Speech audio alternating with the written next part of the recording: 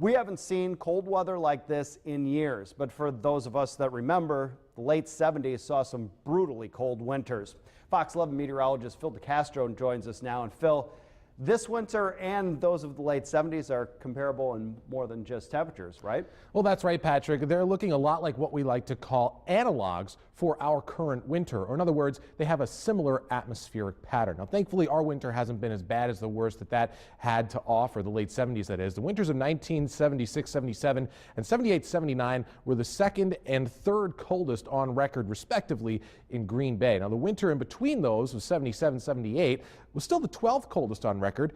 And that's actually where we stand right now. Our winter tied with that through yesterday. I talked to Jeff Last at the Green Bay National Weather Service, and he says that the reasons for the cold then and now are similar. What we've seen is a highly amplified upper level wind pattern. What that means is a warm ridge over the west and a deep cold trough or an area of low pressure over the east. That allows the cold air to funnel into the Midwest and Wisconsin.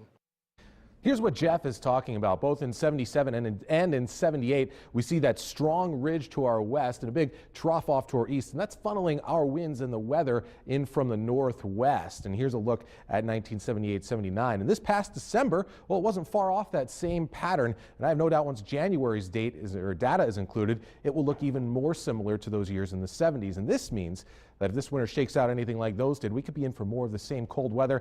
And a tip of the cap to Patrick, when he made his forecast before the season even started, the winter season forecast, he actually specifically zeroed in on the winter of 1978 and 79 as the strongest analog season.